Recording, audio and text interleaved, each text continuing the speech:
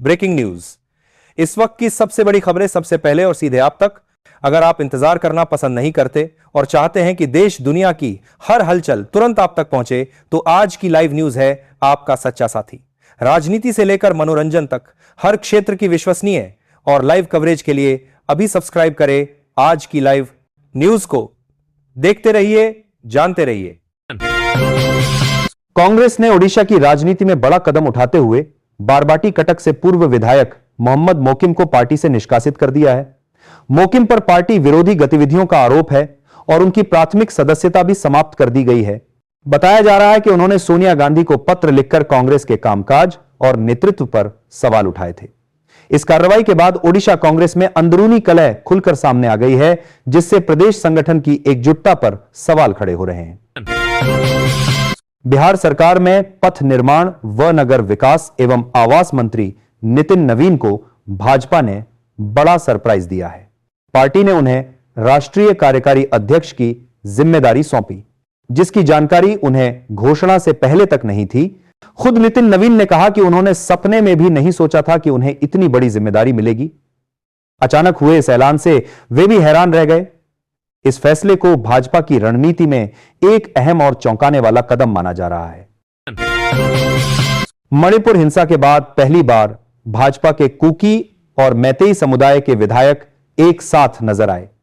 रविवार को दिल्ली में हुई इस अहम बैठक में राज्य में शांति बहाली और सामान्य हालात लौटाने पर चर्चा की गई।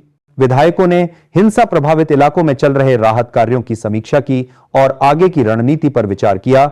मई 2023 के बाद यह पहली ऐसी मुलाकात है जिससे मणिपुर में भाजपा की संभावित सरकार गठन को लेकर राजनीतिक हलचल तेज हो गई है।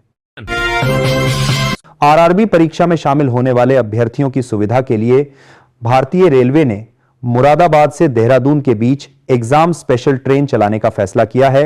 यह ट्रेन 14 दिसंबर से 9 जनवरी तक अलग अलग तिथियों में संचालित होगी।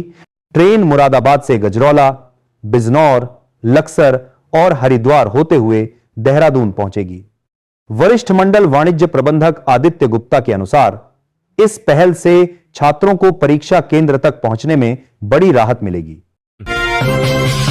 उत्तर प्रदेश के मुख्यमंत्री योगी आदित्यनाथ ने भाजपा कार्यकर्ताओं से मतदाता सूची के विशेष गहन पुनरीक्षण SIR अभियान में पूरी ताकत लगाने की अपील की है।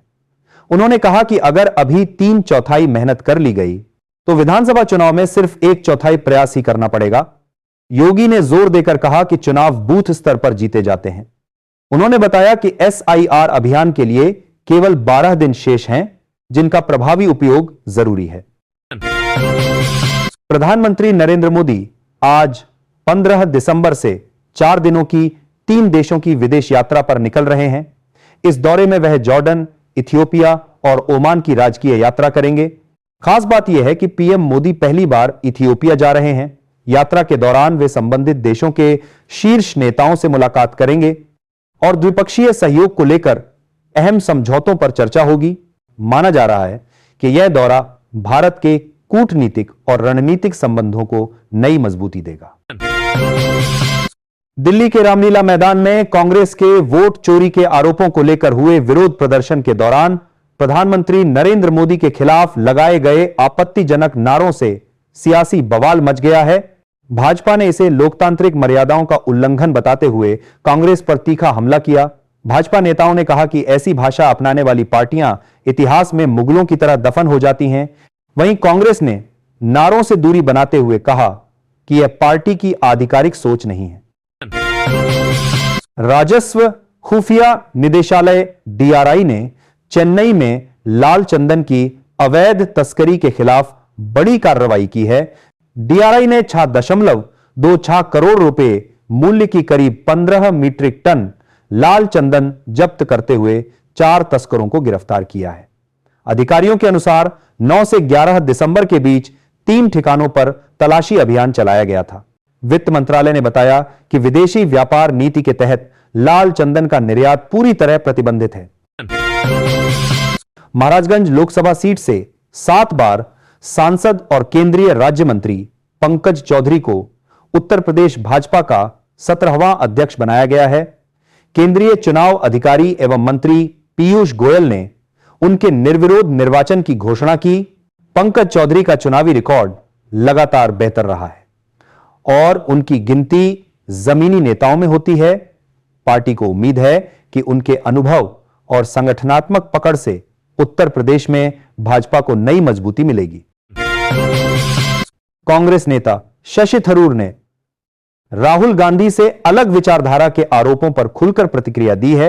सोशल मीडिया पर एक यूजर के विश्लेषण को साझा करते हुए थरूर ने कहा कि कांग्रेस में हमेशा से विविध विचार मौजूद रहे हैं और यही पार्टी की ताकत है।